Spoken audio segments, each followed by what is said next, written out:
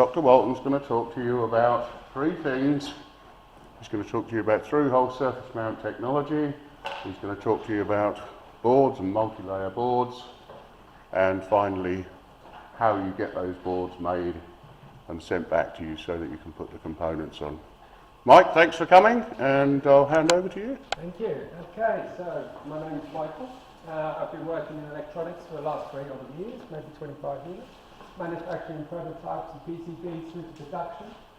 So I bring a wealth of information. I teach at the university part-time as well. And today I'm hopefully going to share with you the secrets to making some PCBs in the easiest possible way. Can everyone hear me? We haven't got many people, have we? No, it's relatively good. I didn't pass, no. Okay, so at the moment I'm assuming that you've all gone through the multi-sim capturing part where you've understood how to build a schematic and place your components and your tracks between those components, etc. And then the ultimate part of that job is to push that through onto a PCB, a printed circuit board. So we're going to just have a chat about how that can happen. Just look at the answer. Yes. So what happens is, when you link everything together on your schematic, you're creating a bunch of nets. And those nets get transferred to a PCB. And when you put your components down on a PCB, then those nets are what tell the PCB design software what each track needs to connect and where. Okay? So it all starts with a footprint. When you've done your schematic, and I see a lot of you have, you put all these lovely symbols down and made this beautiful picture of how your circuit works, and you possibly have even simulated it to a point where you understand what's going to happen. The next stage would be, for every single component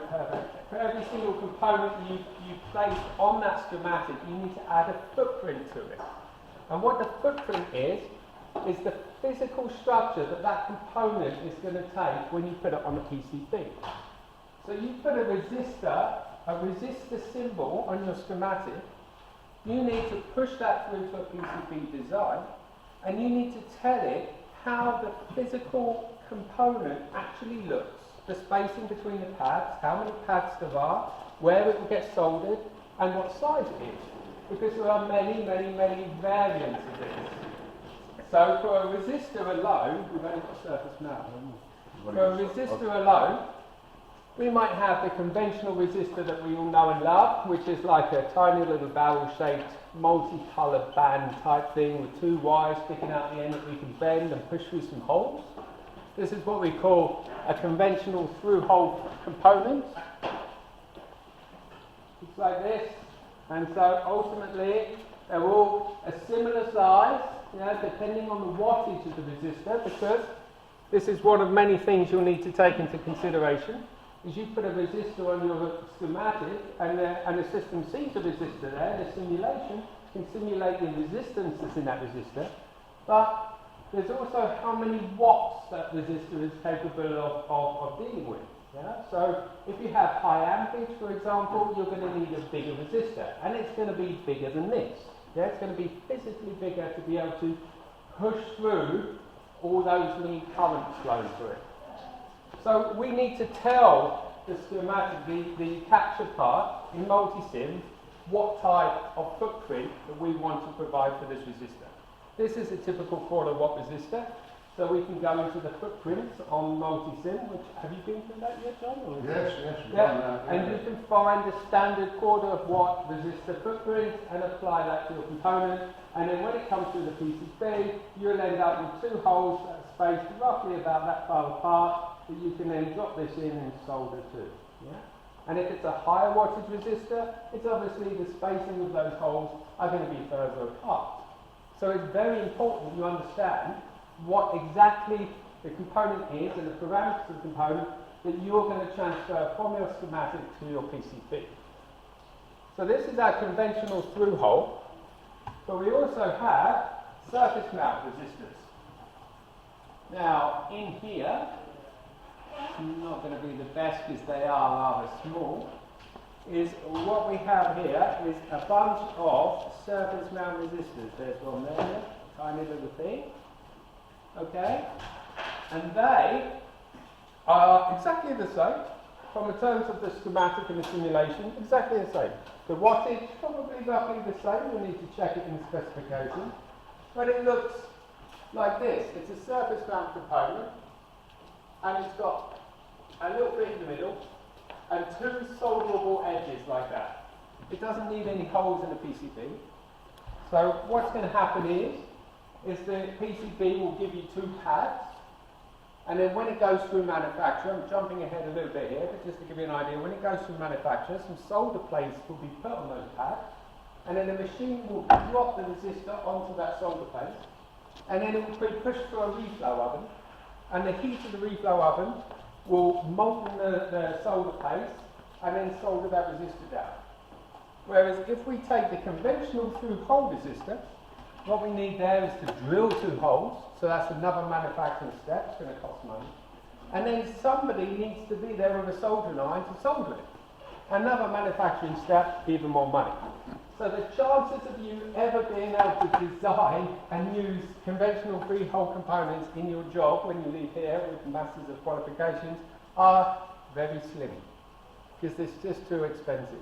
I mean, there are ways where you can do a wave soldering machine to do it, but it's just too expensive. And not only that, these conventional through-hole resistors and all the through-hole components take up so much valuable space on the PCB.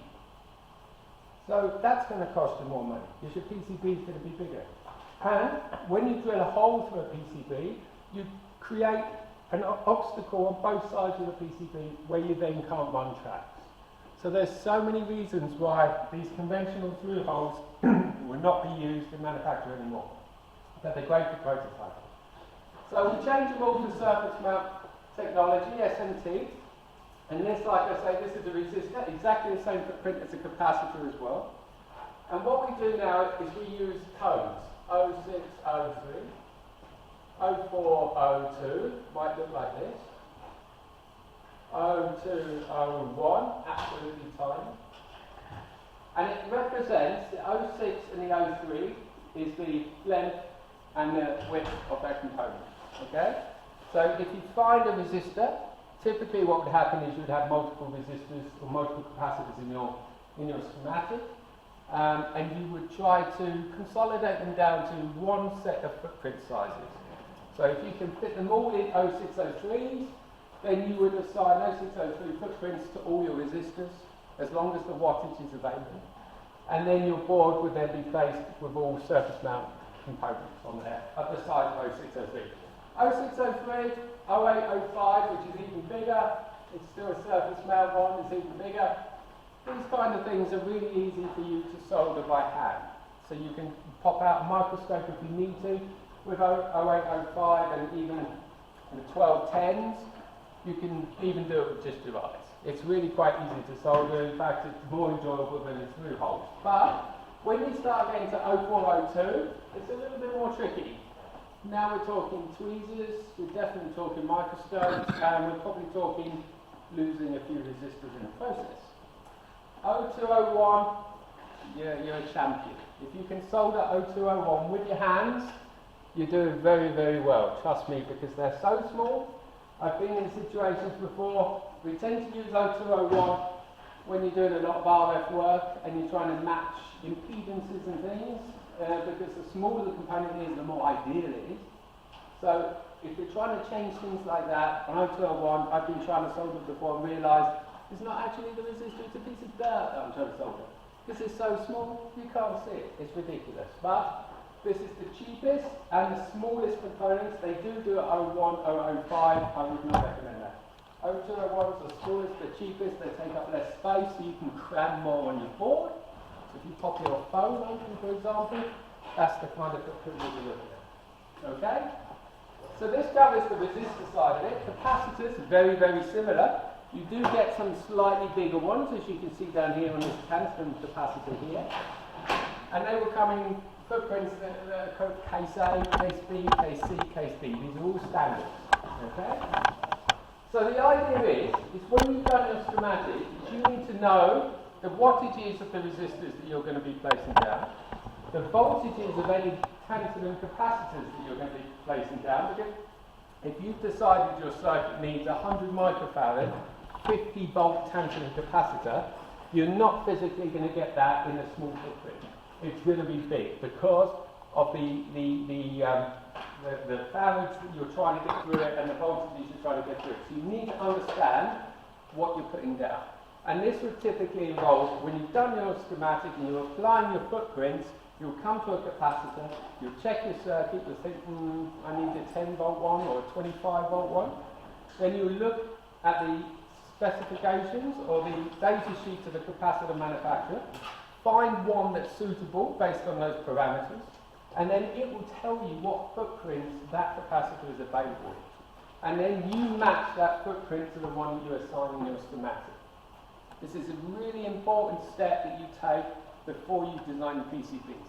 It's really easy to think, hey, they're all resistors, I'll just give it that footprint, that footprint, and then it all goes through, and then you find you can't physically buy the components because the footprint size are too small for the thing that you've chosen. Yeah? So it's really important to do it at the stage when you're applying your footprints.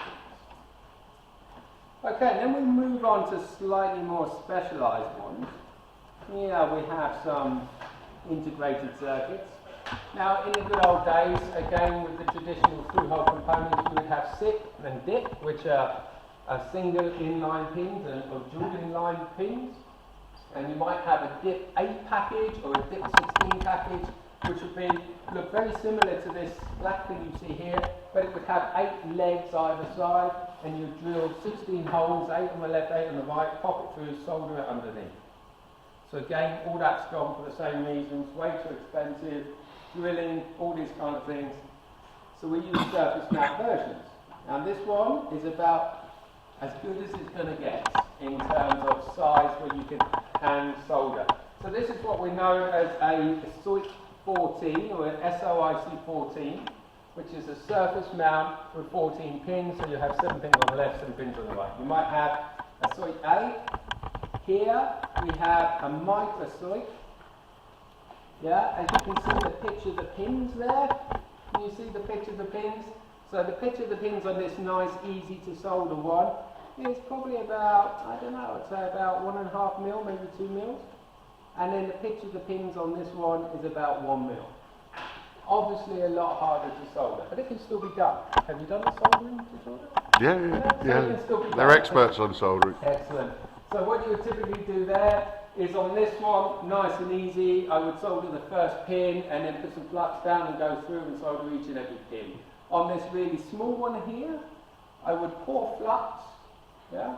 I would put the chip down, I would solder one corner, and then I'd drag solder it, and the flux would pull the solder into the pins and do the job correctly. Just, you'll be pushed to get the soldering iron between the pitch of those pins.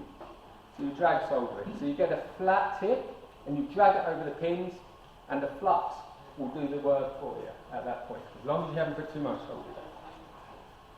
And then we cover some other specialist parts, like here we have a transistor, and this is a surface mount transistor. And as you can see, if I spin it over, you've got 3 pads here, this one big pad here, and then the 2 legs. And again, it's surface mount. So transistors, ICs, diodes, inductors, things like that are going to be the most critical when it comes to choosing a footprint. Because if you've chosen an IC, then you're obviously choosing a manufacturer of that IC. If it's a 555 or something, lots of different manufacturers, lots of different footprints available. So you can get the data sheet from the manufacturer, and you can see what footprint is available in. Choose the one that's most suitable for your design, and away you go. If you've got a tight design where you're very space limited, obviously you would choose one with a much tighter picture of the pins. Or you choose something like a QFN. A QFN is exactly the same as this in terms of the black box, but there's no pin sticking out. All there is a little surface pieces of metal on the side, all around it, so all 4 corners. And then the solder will attach to the side of the chip and down to the circuit board. Or you can use a BGA, which is a ball grid arrow, and then that's no pins or no exposed metal or conductive material on the side, but if you flip it over, you see lots of little balls. and the balls themselves will melt during solder reflow and do the soldering for you. In these kind of instances, they have to follow a thermal profile to make sure that you get the exact reflow correct, so that those balls melt and solder at the right temperature to make sure, because you can't see it afterwards. Obviously it's all hidden underneath. You have to get an X-ray machine to verify things afterwards if that's the case. Okay, and then I think that's all the components, LEDs and everything. Again, you'll just have to check. If you choose an LED, you have to check. It's normally available in 0402, 0603, these kind of footprints, but you can get different ones. For example, if you have an RGB LED, you're going to have 4 legs on it, so you'll need to choose the right footprint that has 4 pads. If you haven't got the footprint in multi-scene, you might have to make your own footprint.